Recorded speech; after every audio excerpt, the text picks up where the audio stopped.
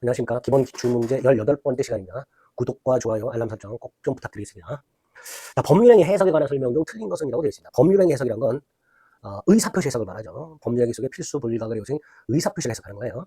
자, 의사표시를 해석한다는 건 법률행위의 당사자가 무엇을 목적으로 하는가를 밝히는 거예요.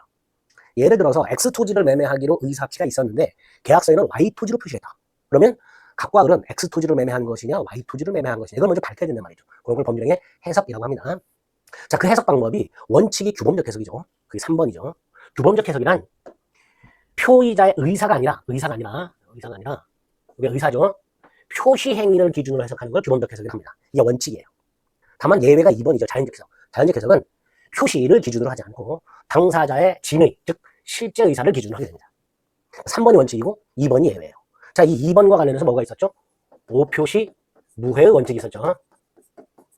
좀 전에 말씀드렸던 당사자가 X토지를 매매하기로 의사합치가 됐으나 지번을 착각해서 Y토지로 표시한 경우 계약은 X토지에 대하여 형판다. 이게 제한적 해석이 적용된 오표시 무회의 원칙이죠. 그래서 2번, 3번 개념을 물어보니까 잘 기억을 해주시고요. 그 다음 5번은 어떨 때 규범적 해석을 하고 어떨 때 제한적 해석을 하느냐 그 기준인데요. 예를 들어서 갑의 의사가 X토지예요. 근데 표시는 Y토지라고 했어요. 이때 상대방이 갑의 의사를 알았거나 알 수 있었을 경우가 있을 것이고요.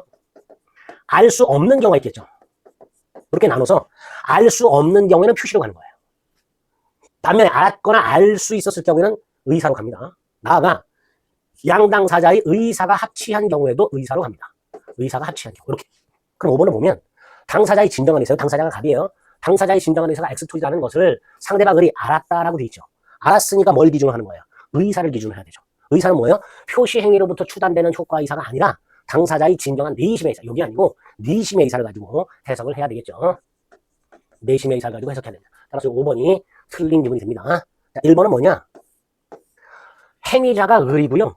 계약서에 명의인이 갑이라고 되어 있을 때 당사자가 행위자냐 명의인이냐 이런 문제가 생기죠.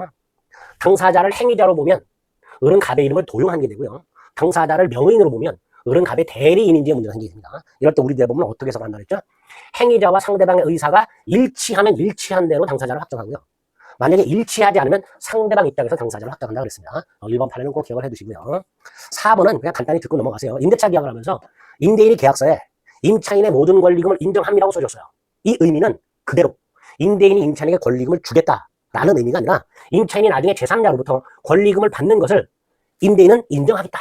이런 의미로 해석을 한다는 거죠. 그래서 이 4번은 규범적 해석의 대표적인 판례가 됩니다. 답은 5번이 됩니다.